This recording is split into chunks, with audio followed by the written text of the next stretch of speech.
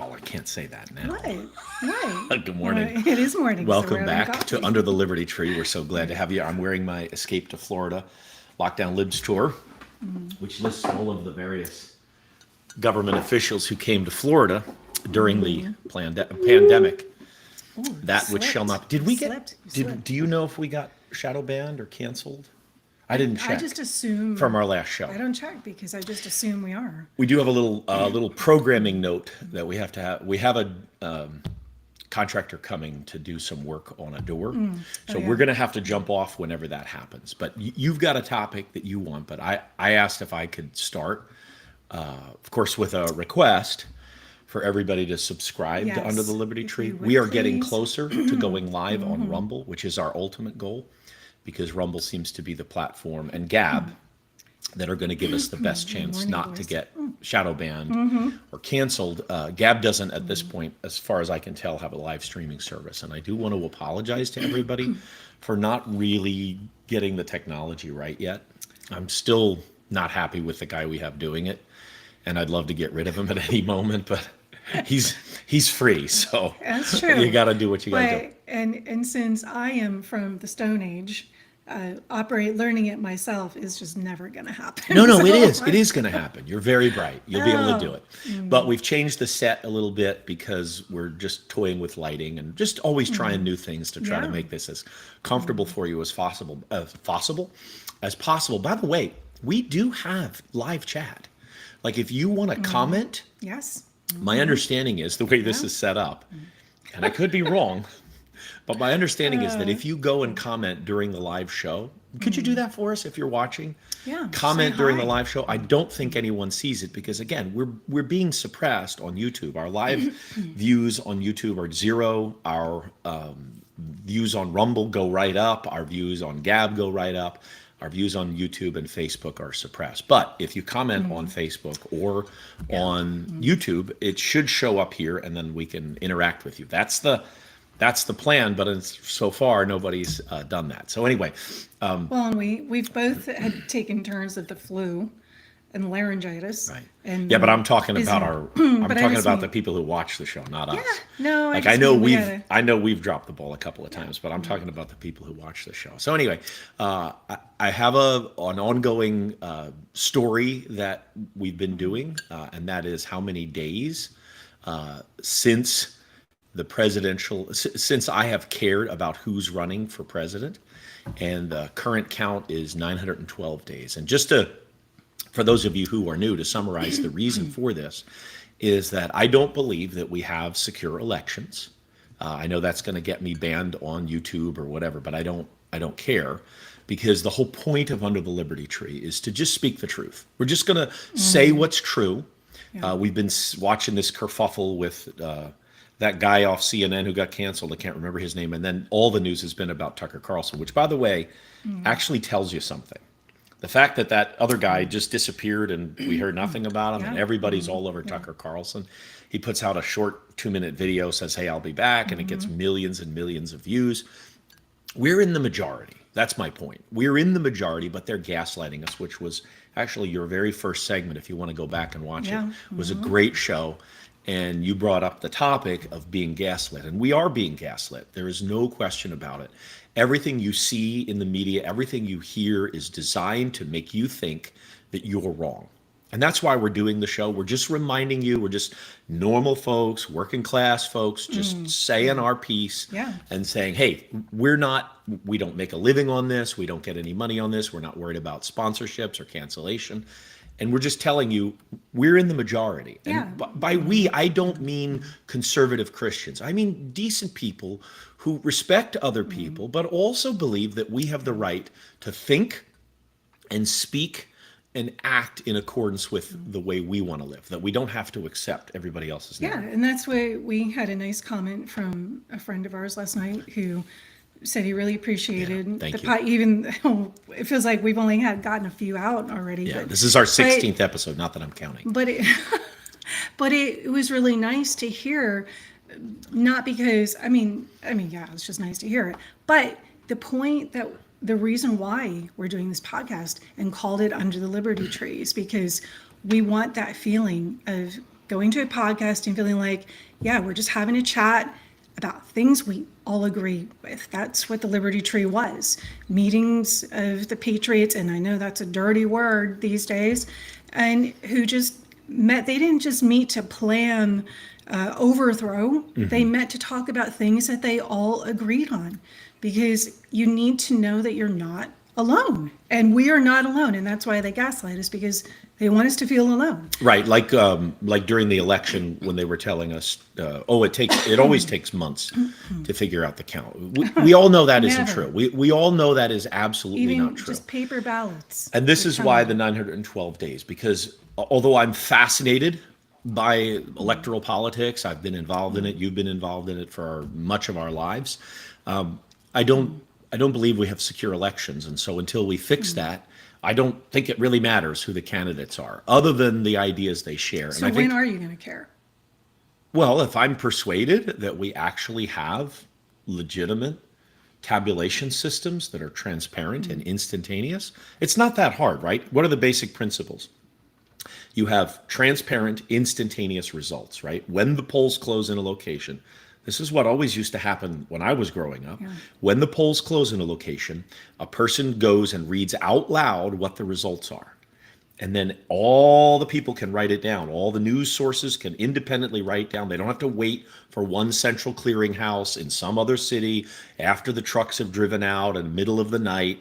You just declare it. It's 9 o'clock at night. The polls are closed. Here's the tabulations. We have these ballots that we haven't counted because they're mail-in ballots.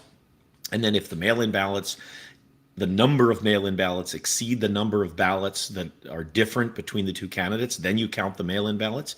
If the mail-in ballots don't have enough of them to make the difference, then it's done. Yeah. That polling place is done. And then each polling place declares publicly, instantaneously, what their results are. And now there's a permanent record. And then each county tabulates each one of those independent ones, but they're all tabulated publicly. In other words, everybody knows all the numbers You instantly. mean they don't put pizza boxes up against the windows so Right, the Republicans right, can't see right. what's being tabulated? That's not Right. normal. And then all those counties report to the state, and the state says, here's who won. And all of that happens within an hour. Now, you could have a state where the results are a little close, and they say, well, it looks like so-and-so is going to win, but we have all these absentee ballots that we're going to count. Fine, no problem. I get that. But anything other than that is not, in my opinion, is not going to work. No. It's And- just and not. everybody It can't be trusted. has just common sense, knows. Yeah, it's so that common sense, that's- right? and It's that's absolutely just- common yeah. sense. All right. So anyway, that's the end of election countdown. Now, you had something that you wanted to share, right? Yes. What is that? What did you want to talk about? I want to talk about to ban or not to ban. That is the A little question. Shakespeare from my English teacher wife. So what is to ban or I'm not trying to to get ban? used to this gray coming. Is in. there a- I figure I'm just gonna Yeah. since I'm gonna Yeah. be a grandmother. Must be rough. I'm just gonna Must be rough. embrace the gray. Yes, embrace coming the bald, in. embrace the gray. It looks like a weird We're highlight. getting old. We're but it's kinda grandparents. growing in. Have we announced Yes. that? I think we did. We're Because, grandparents. Yeah, well, Our middle daughter is expecting, and on we're, her birthday. well, On no, her they birth- moved it up. Well, But all we'll right, see. a week But before, anyway, we're that's happy amazing. grandparents. We're very excited. So go ahead. Anyway, so we live in Florida, and everybody knows We that live in the free state of this Florida. is a Nazi environment in Florida, right? We live under a Nazi That's regime. That's the gaslighting. And we're banning books, don't you Right. know? Yeah, banning And- books. Yeah, we're banning books. So we're just throwing them in the fire. We're clearing shelves. Have you seen the videos of Empty shelves. empty shelves? When Like I- toilet paper during coronavirus. Yeah. In 2020. Empty shelves. There's no toilet paper. There's no books. I just, when I see those videos of empty shelves, the first thought that comes to my mind is, wow, how many terrible books were on those shelves? Right. Right. Like, Good point. Wow. How did that happen? Where did all those horrible books come from? Look, I am a teacher. I'm in language arts teacher, and I love literature. And so I know, as I've been following the way states and local, boards, school boards have been, they haven't called them book bannings, but they eliminate them from the curriculum. So Wait, that's you the mean they same make thing. choices? Yes, they make choices of what the So kids are going to read. And I know, teachers and legislators make choices about what books will be used because school has a limited amount of time. yes. That's what happens? And It's 10 years outrageous. ago, when Common Core was the new thing, and every state was spending hundreds of millions of dollars enacting Common Core, sending teachers to training programs for Common Core. It wasn't just the math, because everybody remembers how they changed Right. math, New math. but they also changed language arts from kindergarten to 12th grade. And what they did was banned they eliminated a lot of literature that students have been learning and reading for decades in our public schools. So for me to see as a teacher, oh, we're banning books. They have been banning books for, I'm going to say 10 years, because really Common Core's really eliminated a lot of books. And so they eliminated really important literature, Shakespeare, Dickens. To Kill a Mockingbird is now, you're not even allowed to say the title in schools. Really? So these book bannings have been going on for a long time. And it's just which side is taking the books off the shelf that we either call it fair and equal, or we call it a book ban. Nazis, yeah. Because So- we got to go right to Hitler. Yeah, so we It's want to important show to this. always, in a Yes. debate, Yes. go right to Hitler. And so we live in Florida, and we're experiencing a tremendous book ban all over the state, where school boards, librarians, those poor little librarians, are being forced to rip books off their shelves. And we have a Democrat state legislator who opined about our current situation. Okay, and that's what you want to see? All right, so we'll bring that up and we'll take a look at that. This is a current state legislator, and I'm going to guess that she's a Democrat. Since she's against it. Right there, Democrat. All right, okay. This ban first, review second is a terrible policy. In addition to the fact that So just for a second, ban first, review second. Is that like what's really happening? Is it ban first, review second? Is that You remember when they did the Don't Say Gay bill? right? Yeah, and they changed it from, that's what the libs all called it. Oh, it's, just Death Santis's Don't Say Gay bill. Death Well, this is what they're calling it. We just rip a book off the shelf and then we're going to read it and see if it's ban good. first and review. Yes. Yeah, actually, that's a good idea. We're going to get to that. I mean, that seems Yes. like the right thing. Yeah. If your Hold kid, that thought. Hold if your that kid thought. brings home a book, You're stealing my thoughts. Shush. okay. So same rules as last episode, but in reverse. I have to keep my mouth shut while you lay out the story, and then I get the comment. Yes. Okay. why, Fair enough. Fair enough. Equity, I equality, know all I'm that a stuff. submissive wife, You but ready? at least give me a few minutes. Yes, sure you are. Ready? that I, as a parent, and anyone else who's testifying or who's suggesting books don't belong in school libraries or classroom libraries is not qualified to make that decision, like a school librarian or the teacher of those What? students. We talked about some books yesterday that were said, oh, they are banned. For example, Roberto Clemente biography. But they were pulled from the shelves. And they will be pulled, books like that, ban first, review later. And they were only put back because of public pressure or public records requests. So we're going to have a serious problem with that policy. I don't think so. Okay. I mean, that seems rash. Sorry, go ahead. Okay, You're- so they're You take terming this as ban Ban first, first, review review later. second, or Right. review later, which is what we should Of course. have always been doing. That is what, first of all, to say that parents don't know, can't evaluate what books their kids should read. Right. I'm so sick of this. And I remember when I was in teachers college 34 years ago now, We they- still have the chisel and the stone tablets used Yeah. to take notes You over on that shelf You over are there. even back then. You are taught. You know better than the parents. It is in loco parentis. You are the parent. Right. You take the place of the parent. You are taught that, and I'm sure that teaching that today is even more solidified in the. Oh, I mean, yeah. look at their. We're going to do that whole episode, another episode on that with That's blue, a story for purple-haired another. teachers telling. It's all. Okay, I gotta stop getting on another soapbox. Schools should they really do think that they are the parent when you turn your child over, and that is the way they view it. And you have to understand it as a parent. If you're going to send your child to a public school, it is, some states have it in their constitution, actually their state constitution. The teachers, the school is in loco parentis. When you drop your child off, they are then the parent of that child. They literally believe this. And so you have to understand that you are fighting not just you're not just having a disagreement with your teacher, you are fighting a philosophy that is ingrained in that teacher, that she is the parent during those 8 hours that your child is in her classroom. Yeah, they all do believe what this legislator said. Not all, but most of them do believe that the parents have no education, no background, no ability to make any of these decisions. And so we're just going to... So to that point, Yeah. do you think that's among the general public? Do you think that's what people think when they have kids and they send them to school? Hey, I don't have any idea what my kids should be looking at, and I'm just gonna, the school should tell me. Do you think most people think that? I don't mean teachers.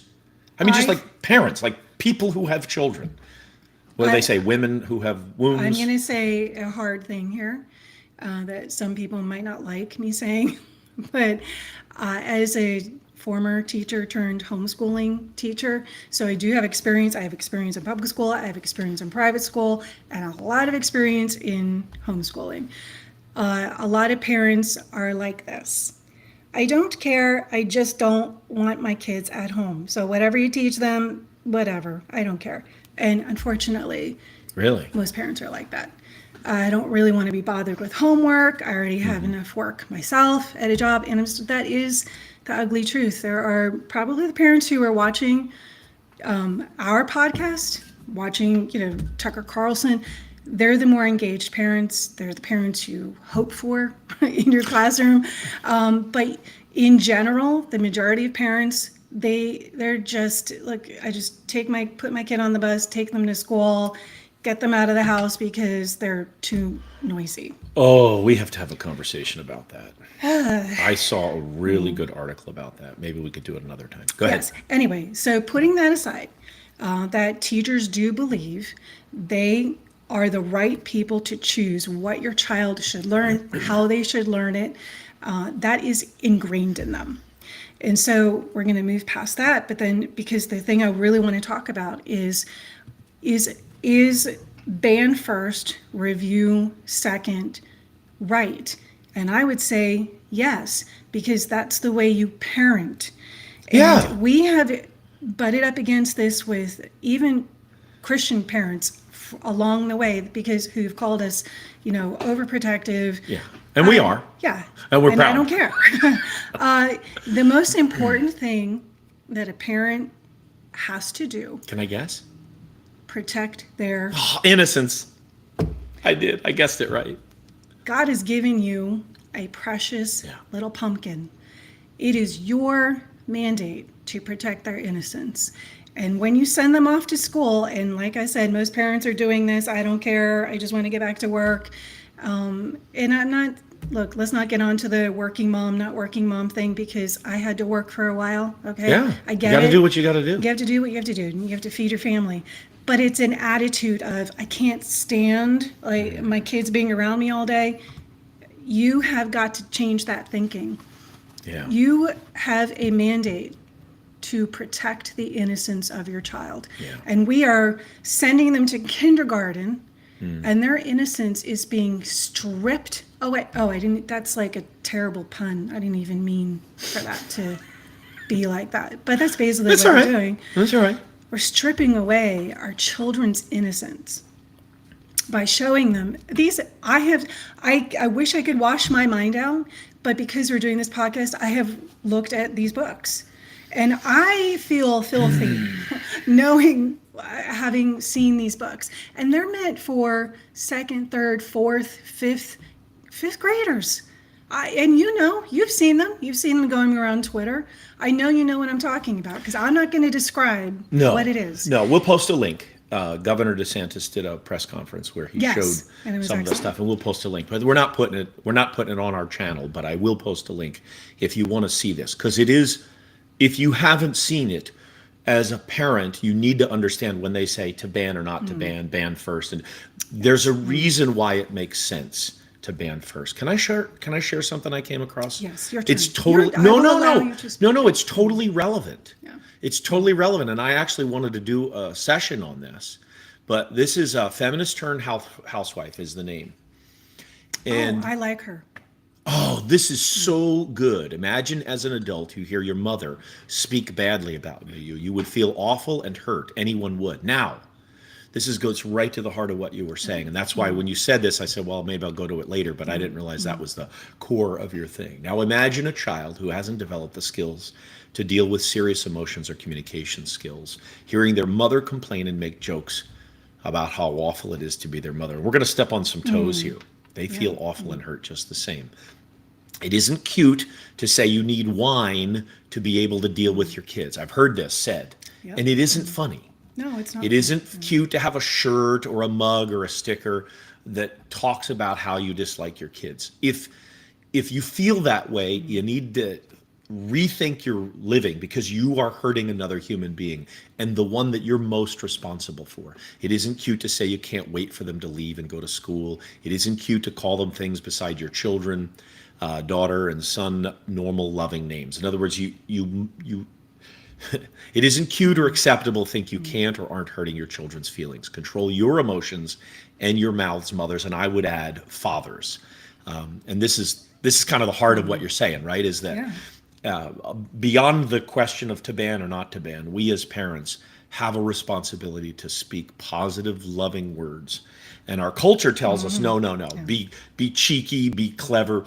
We purposed back when our kids were very, very young that we would never, and I think we got this from my parents, we would never, ever, in our children's hearing or out of our children's hearing, speak ill of them. Or of other each than other. Or of each or other. of each other, certainly. But I was just focusing on kids. But yeah, other than in the context of a counselor situation with a private counselor, a pastor, or a mentor, and only for the purpose of learning how to help them. But we would never, if our children did something wrong, we would never speak ill of them. We just purpose not to do that. And I think that's a really good, just core principle to say, I'm never going to say or do or intimate anything negative about my own kids. That doesn't mean discipline. We're very strict disciplinarians. We would deal directly with the problem. But to take that outside of that is exactly what this feminist turned housewife is talking about. You can't take that conversation outside of the home. You have to make sure that everything that you say and do in front of your kids or not with them present, Right. other than in a counseling situation, is positive and reinforcing. Not and we false. Not that's false right. positive. That's right.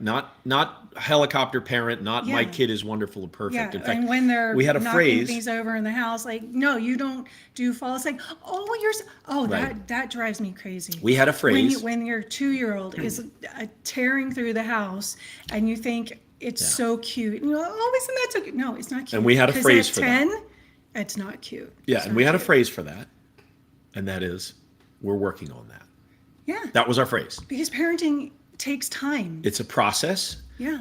and you start by banning, right? You don't sit your kids down in front of R-rated or X-rated movies when they're 2 and say, well, we'll watch the movie until something bad comes on, and then we'll decide maybe they shouldn't watch No, this movie. as a teacher, I could not believe what first graders would tell me that they had watched that At their homes with their home, parents, with to their your parents, point. or what video game they were playing. So parents- Anyway, so there is a reason why we have said it's not just a rule that we say, oh, protect their innocence. No, there is a reason why you protect your child's innocence, because when they grow up, when you strip a child's innocence away, for one thing, you are damaging their moral fiber. Like they're not going to grow up to be,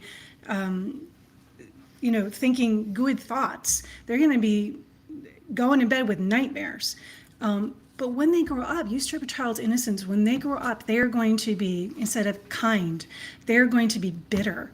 Instead of being thoughtful of others, they are going to be selfish. I mean, are we seeing that? We just go on Twitter and watch these videos of people just going into stores and ripping things. Now, I know some of them are they just want to get views on But that whatever, starts in the home. But it starts in the home. You teach a child, when you strip their innocence away like that, for one thing, the next generation has zero moral center. You have to teach them to grow up to care about that other people are more important than you. Right. We are seeing the result of our generation raising a selfish, entitled generation. And I'm not surprised, but this is the world we're living in. This is a selfish, entitled generation, but it starts with protecting, putting, as we were accused of for so often, you're putting a shell around your child, your children. Yep. And I'll do it tomorrow. We'll do it 24 hours a day. Yep. Because my thinking is to raise men and women, not permanent 5-year-olds. Right. So ban everything and then review. Yeah. That's the lesson. All right. Thank you. This I think was great. Shakespeare would agree with that. This was great. I don't know what Shakespeare would think. Well, I read Shakespeare. He I was think pretty he would. bawdy. I think he would. So That's true. I mean, we don't introduce kids to No, Shakespeare at no. 2 for a reason too. But Shakespeare had a lot of insight, and because much of what he wrote about in terms of truth was rooted in the Bible. So Indeed. we're really grateful that you've joined us for another session of Under the Liberty you. Tree.